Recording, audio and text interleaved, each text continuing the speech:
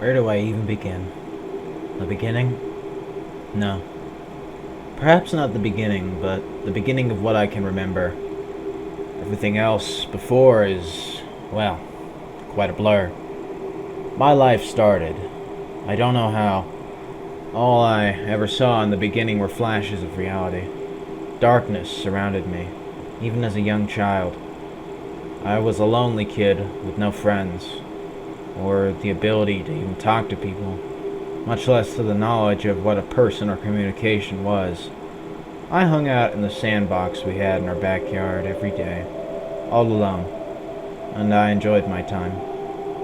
I loved the summer, all of its wonders and warmth. Then it got colder. I couldn't go out into the sandbox, and I was all cooped up in the house. I can't really remember the winter of that first year I was fully awake. It's just been so long that all I really have is flashes of memory. We went to McDonald's one time and I had a kid's meal, but besides that, can't really remember anything before that.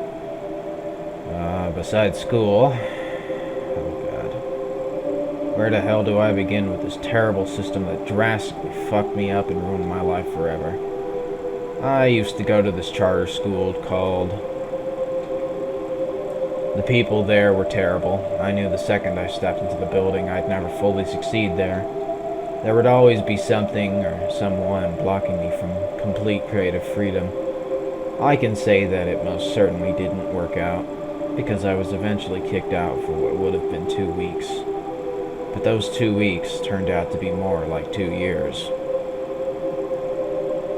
I was pulled out of the school, and my other siblings were harassed in the days following my leave.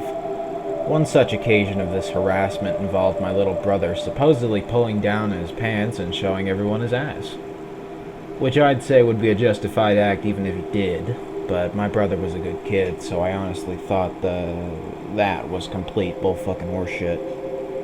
I think they made up an equally ridiculous claim for my older brother too, but it's really just as well as that they did, as he was getting pulled out too.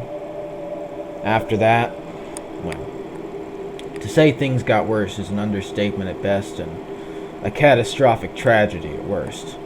Here's the story of my most desperate hour. It all started 2 years ago in a little farm-side school, out of the open, in the middle of nowhere. It was mindless tedium and crap every day. I didn't ever see any end in sight. No one did. I had heard rumors of a new transfer student.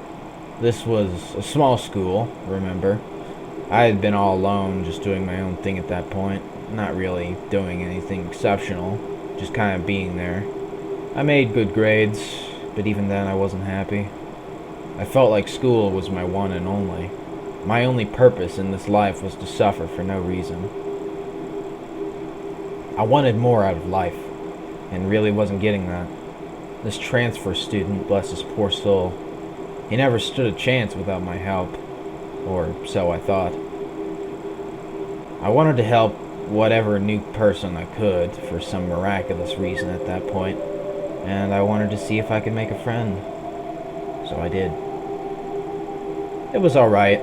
We acknowledged each other at first. Then we started sitting together. Then other things followed suit. He was my only true friend. Everyone else had their own cliques. I had never really fit into any of them. I was a good student. I wanted to visit my new friend, which I'll call Clyde for his own safety. Clyde was an interesting person. He had a passion for what we shared in common then, the YouTube poop. A silly video edit of anything for the most part. I witnessed how he made these things, and it was really simple. I eventually got into that, but more of that later on. I called this part of my life purpose, almost. I found out through our many days of chugging cokes and making and watching memes together what the meaning of life was through him. It was to love one another. I wanted to see him every day, and I loved it. I never knew how much pressure this was on him. It was the winter of 2018 when Clyde stopped talking to me for seemingly no reason. I thought he was busy at first, and thought nothing was wrong, but oh boy, was I so wrong.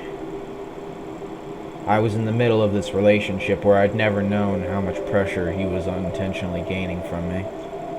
Eventually, after so many days of silence, I confronted him. I asked him what was wrong, and he didn't tell me, and ran. Didn't give me so much as a glance. After you live long enough, you start seeing patterns. More on that later. I tried confronting him about 2 more times, and then he got mad at me. I contacted his parents. Nothing. I was very concerned at this point. What was happening to my friend? Why wouldn't he tell me what was wrong? I didn't know. He was dead. He was barely in my life anymore. Then he was gone. What happened? I was in a state of denial. What happened to my buddy? Where did he go? I saw his body. Sure enough, he was dead. I did some digging and found out by mutual friends he had been struggling with depression. Severe depression, and I was making it worse. I never noticed a thing until it was too late. I was part of his will. He gave me his life. He had one. Surprising at that age, considering he was 15. He's 16 now, and we still talk from time to time. I'll get there. I was in denial. I wouldn't stop. It was in my nature. So I eventually got thrown out of my own damn house by my dad. I just heard myself all the way down the driveway. It was hard, having him leave me. Yeah, it was. So I was going to a hospital. They didn't help. I got ice cream, though. They sent me back after 2 weeks and things didn't change. I went to school, albeit with just mutual friends. Didn't do anything exceptional. Was just kind of there. I was still unhappy. Didn't really talk to anyone anymore until Clyde came back. And he wasn't happy. I went to the same lunch as Clyde every day. He was gone for so long, until the unthinkable happened. He walked up to me out of nowhere. Almost appeared out of thin air, Clyde did. He never truly died, from what I gathered. I was in shock. He was alive, no doubt. He threw my lunch. No one saw who did it. It was supernatural. And it was my lunch, too. He chased me as I ran. He was a ghost. He had to be. I saw his dead body, sure enough. But I never checked the pulse. He chased me to the office and back, I think. I ran the whole way. Until I was stopped, and a staff member asked me why I looked so panicked. I told her why, and she stopped him. He and I went separate ways. He was not happy. I don't believe in the supernatural, but he was back. I do now. And for a good reason. I knew he'd never just die like that. I was alone. Again. Winter came and went. Again. I still had no one. I was paranoid as hell.